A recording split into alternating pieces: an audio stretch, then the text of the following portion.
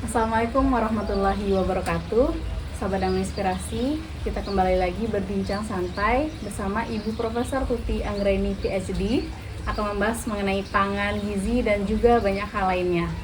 Nah, kali ini kita akan melanjutkan mengenai 5 zat gizi penting yang dibutuhkan oleh tubuh. Itu ada protein ya, Bu. Nah, protein ini juga menjadi sumber energi bagi tubuh. Nah, Bu, yang mau Hani tanyakan, protein yang bagaimana yang bisa diserap bagi tubuh, yang bisa dijadikan energi gitu? Jadi protein itu adalah sumber energi untuk tubuh. Jadi semua protein itu akan menjadi energi untuk tubuh ini. Cuman nanti yang membedakannya ada yang misalnya dalam bentuk crude protein atau protein kasar, ada protein yang sudah disederhanakan sehingga lebih gampang diserap oleh tubuh kita. Nah, itu bedanya. Jadi kalau kita makan yang protein masih protein kasar, jadi misalnya ini yang mentah-mentah, makan daging mentah, ya ikan mentah, nah itu kan protein yang dalam bentuk kasarnya masih, jadi sehingga untuk menghidrolisisnya menjadi asam amino menjadi bentuk yang lebih sederhana itu tentu membutuhkan energi yang lebih banyak gitu. Jadi sebaiknya ya, jadi kalau dia sudah dirubah dalam bentuk sederhana dengan cara memasaknya ya, nah itu dia akan menjadi lebih cepat dicerna oleh tubuh kita. Nah, Bu, maksudnya dari yang lebih lama terombak dari tubuh itu lama proses dicernanya atau bagaimana, Bu? Ya, lama proses dicernanya nih. Jadi misalnya ya, ada orang yang suka makan daging mentah ya, misalnya orang Jepang suka mengkonsumsi mentah-mentah ya, ikan mentah misalnya. Jadi ketika mereka mengkonsumsi ikan mentah itu artinya dia butuh waktu lama untuk dicerna. Jadi untuk menjadikan energi itu jadi lebih lama karena dia masih dalam bentuk kasar gitu. Nah, jadi tetapi mungkin ya barangkali kelebihannya, mungkin ada kelebihan juga ya, kelebihannya orang itu akan lama merasa kenyang. Kan karena dicernanya itu butuh waktu ya, butuh waktu untuk menghasilkan energi. Jadi dia kenyang itu lebih lama gitu. Tetapi kan kalau ketika orang mengkonsumsi mentah tentu banyak faktor yang harus diperhatikan ya. Apalagi yang paling penting adalah masalah sanitasinya. Nah, sanitasi ikannya bagaimana, terus ikannya segar atau tidak ya, ada parasit atau tidak ya. Jadi ini kesegaran, kualitas ikannya sendiri, kemudian sanitasinya ya. Nah, kemudian sewaktu dicerna dia akan butuh waktu lebih lama untuk mencernanya karena dia masih dalam bentuk kasarnya. Ya.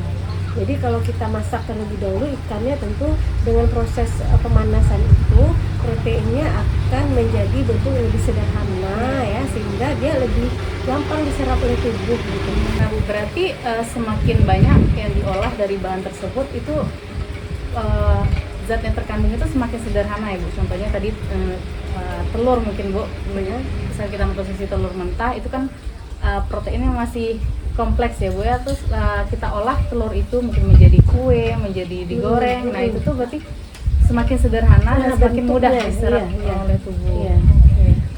Kalau jumlah kandungan proteinnya tentu segitu juga di dalam telur mentah dia akan sekian proteinnya. Kemudian setelah misalnya dibikin telur mata sapi juga sekian proteinnya, tetapi secara nilai gizinya setelah dia dimasak dia lebih tinggi nilai gizinya karena dia lebih gampang dicerna oleh tubuh dibandingkan dalam bentuk yang masih mentah itu.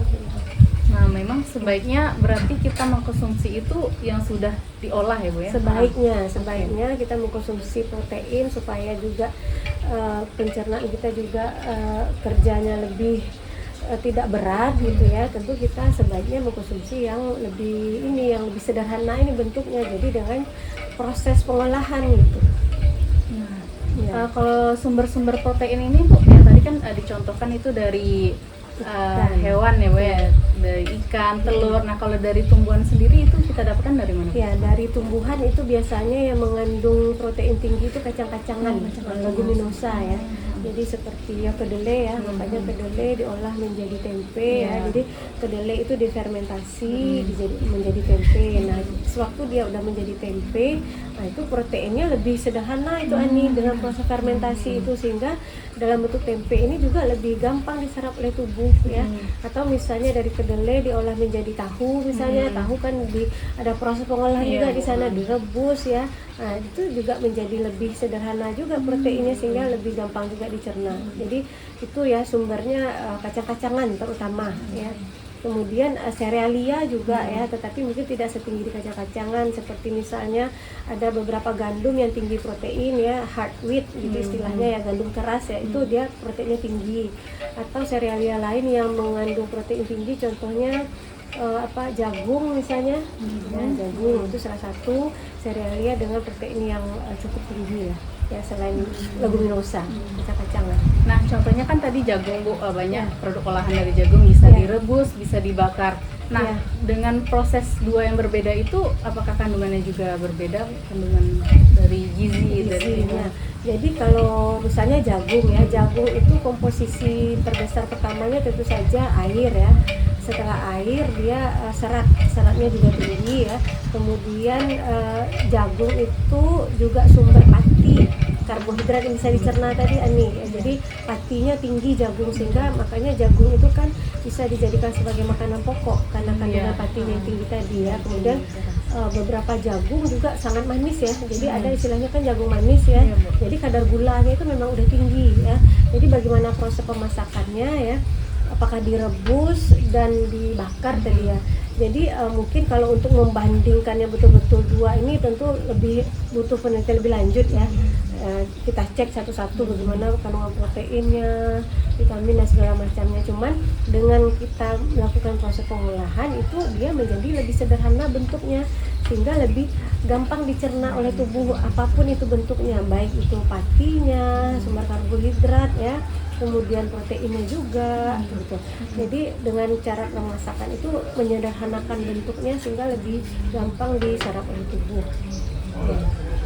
Kalau dibakar mungkin kekurangannya, salah satu kekurangan kalau kita membakar itu kan kita menggunakan ada asap ya yang ditimbulkan dari proses pembakaran. Nah, asap itu biasanya dia biasanya karsinogenik, pencetus kanker gitu ya. Jadi agak kurang baik lah dari sisi asapnya, tetapi tentu dengan pembakaran itu kan ada panas di situ ya, ada panas juga akan menjadi mensederhanakan lagi bentuk-bentuk nutrisi-nutrisi yang ada di jagung itu.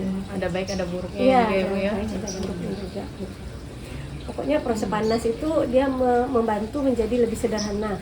Tentu memang ada juga mungkin beberapa yang berkurang, ada rusak sedikit ya, tetapi nilainya yang lain itu juga lebih sederhana bentuknya gitu, sehingga lebih gampang dicerna.